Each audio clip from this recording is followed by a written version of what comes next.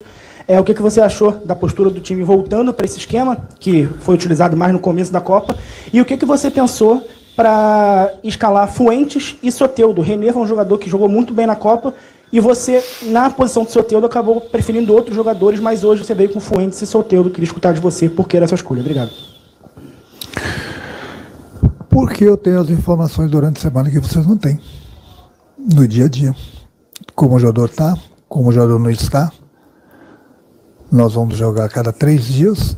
Nós jogamos hoje uma decisão, nós temos outra decisão no domingo. Eu tenho que revezar o grupo, revezar o time. Então, no dia a dia, eu sei quem está melhor. Eu acho que eu sou treinador, devo saber dessas informações, né? Então, acho que começa por aí. Eu sempre procuro ver o melhor para o time. Os jogadores estão melhor fisicamente. Da mesma forma que você me perguntou, que você tem todo o direito de por que escalei esses dois, é a mesma coisa se eu tivesse escalado os outros dois, esses dois teriam que jogar no domingo também. Ninguém aguenta jogar a cada 3 dias. Ninguém aguenta. Então, por isso que é importante você ter um plantel bom, um plantel grande, para fazer esse revezamento. Bem-vindo ao futebol brasileiro, a cada 3 dias dentro do campo, uma competição, que é sempre muito difícil com o Campeonato Brasileiro. Bom, quanto ao jogo, independente do esquema que a gente usa, qualquer um dos esquemas, os jogadores já estão adaptados. O problema é que nós assistimos o Cruzeiro jogar o primeiro tempo. E eu alertei bem eles antes mesmo de começar o aquecimento. Preste atenção, nós vamos enfrentar uma equipe que está brigando pelo título brasileiro também. Não é à toa que está com 27 pontos. Eles costumam fazer gols no primeiro tempo. Intensidade, prestem atenção. E infelizmente nós não entramos focados da maneira que nós estávamos focados nos Estados Unidos. Assistimos o Cruzeiro jogar no primeiro tempo, fizeram 2 gols, merecidamente, jogaram melhores do que a gente. Segundo tempo a gente acordou, conversei com eles no intervalo, fiz uma modificação, depois durante o segundo tempo fiz as outras.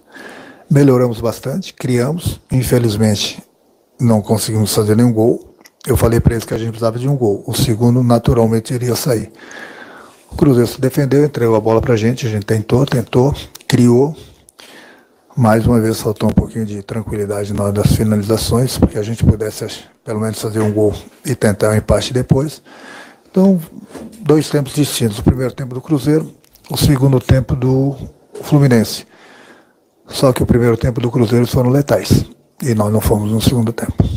Bem, boa noite a todos. Em primeiro lugar, queria dar os parabéns ao Fluminense publicamente por toda a campanha que fizeram no Mundial de Clubes. Acho que representaram muito bem aquilo que é o futebol brasileiro, a qualidade. Também ao Renato, o seu treinador, que mostrou que os treinadores brasileiros de primeira linha também podem trabalhar no estrangeiro, porque têm muita qualidade. E em relação ao jogo, eu acho que o jogo divide-se em 2 partes. Uma primeira parte em que fomos nós que criamos as melhores oportunidades de gol, com 1 ou 2 boas intervenções do Fábio, o guarda-redes do Fluminense, saímos com 2-0. E na segunda parte, pela qualidade do Fluminense, a perder 2-0 em casa, teve uma reação. Nós tivemos uma postura mais defensiva e mais equilibrada do que o habitual, mas conseguimos com mérito, porque houve algum volume de jogo, mas em termos de situações críticas houve uma bola que bateu na trave e houve uma boa defesa do Cássio. O restante foi muito volume, mas em termos de ações foram poucas. Por isso acho que o adversário podia ter feito um gol, mas a vitória é mérito dos jogadores do Cruzeiro. E essa primeira posição?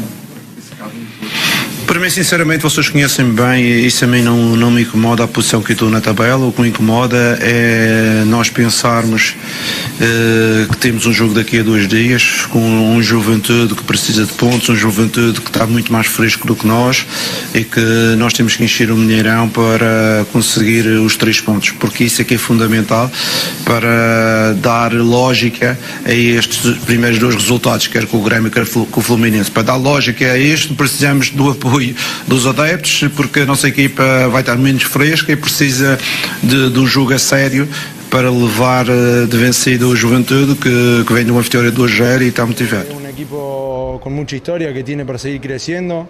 Como lo dije en un primer momento, nosotros queremos que Fluminense esté en lo más alto de Brasil, en lo más alto en todas las competiciones que juguemos y seguir creciendo, que no todo, antes no éramos los peores, después del Mundial no somos los mejores, así que tenemos que seguir creciendo. Acho que foi um jogo muito bom, diante de um adversário que vem confiante pelo que fez no Mundial de Clubes.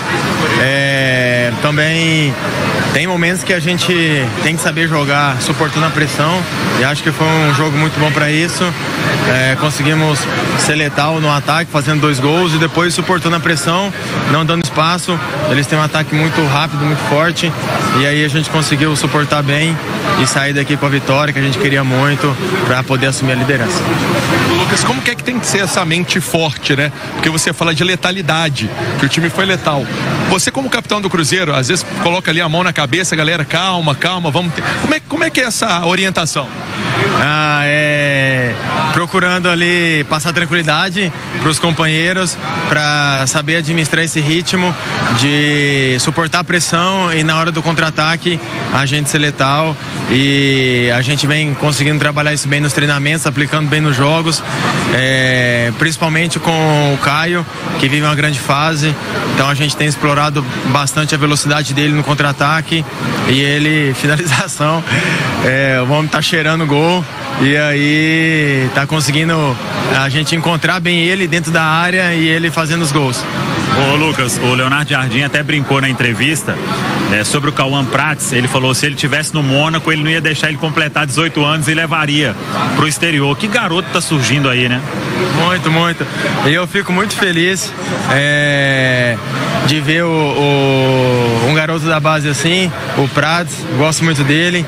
Fiz questão de orientar bastante ele durante o jogo, por a gente jogar ali do mesmo lado na esquerda, por ver um garoto da base subindo, dando conta do recado, algo que eu passei igual também, e com 16 anos, a maturidade, a personalidade que entrou hoje, tá de parabéns, fez um grande jogo, suportou a pressão e já é um grande ativo do clube, e daqui a pouco o Cruzeiro vai vender e muito caro. Cuca, tudo bem? Boa noite. Eu acho que um resultado, né? Voltar a vencer é sempre importante. E o que você pode falar sobre o jogo, sobre a atuação, sobre o que você planejou para a partida, o esquema que você trabalhou hoje com o Rony, de volta, qual é a sua avaliação? Boa noite. Boa noite. É um jogo, assim, estava muito difícil esse jogo, entender a partida. Nós tivemos essa dificuldade no começo, o adversário veio marcando muito forte na frente, né, já acostumado com tudo, né, o habitat natural, a empolgação da torcida, 20 e tantos anos.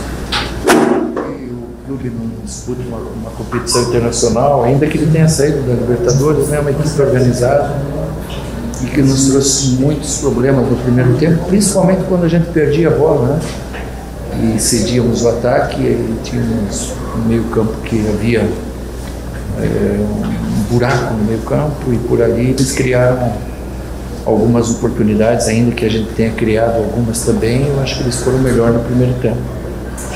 E no segundo tempo, infelizmente, perdemos um jogador logo de cara. O Franco acabou tomando o segundo cartão amarelo. A gente sabia que ele tinha, mas não dava para fazer a substituição. O Scarpa também tinha, e acabamos ficando em 1 a menos. E por incrível que pareça, nesse momento a equipe se assentou melhor em campo, sofreu menos, né? Não deu mais contra-ataques ao adversário, e numa jogada que a gente teve o contra-ataque, acabamos sofrendo pênalti e fazendo gol que nos deu a vitória. Fomos resilientes, soubemos sofrer, que é normal, um jogador a menos, coisas boas a gente tem que enaltecer, né? Acabar o jogo com 3 meninos entrando numa fogueira assim, João Marcelo, Ivan Roman e o Romo, como entrou bem, né? Então eles têm treinado aí nesse setor, e no momento que precisou entraram bem. A gente sai feliz aí com a vitória.